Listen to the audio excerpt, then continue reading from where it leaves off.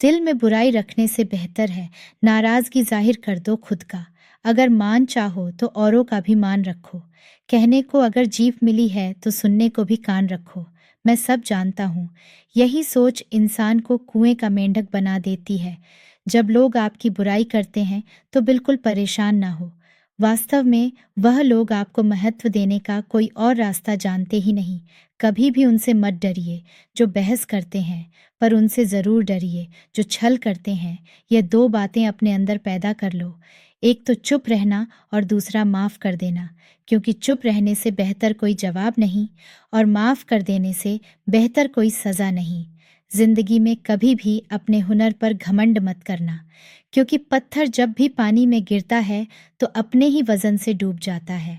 जिंदगी में तीन लोगों को कभी मत भूलना, मुसीबत में साथ देने वालों को, मुसीबत में साथ छोड़ने वालों को और मुसीबत में डालने वालों को। जहाँ दूसरों को समझना कठिन हो वहाँ खुद को समझ लेना ही बेहतर होता है।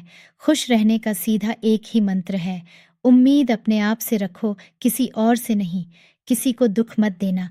किसी को उजाड़ कर बसे तो क्या बसे, किसी को रुलाकर हंसे भी तो क्या हंसे। इन बातों को गांठ बांध लो। जो पिता के पैरों को छूता है वह कभी गरीब नहीं होता। जो माँ के पैरों को छूता है वह कभी पर बदनसीब नहीं होता। जो भाई के पैरों को छूता है वह कभी गमहीन नहीं होता। जो बहन के पैरों को छूता है वह कभी चरित्रहीन नहीं होता। और जो गुरु के पैरों को छूता है उस जैसा कोई खुश नसीब नहीं होता। किसी के घर जाओ तो अपनी आंखों पर इतना काबू रखो कि उसके सत्कार के अलावा उसकी कमियां ना दिखें। और जब किसी के घर से निकले तो अपनी जुबान पर काबू रखो, ताकि उसके घर की इज्जत और राज दोनों सलामत रहे।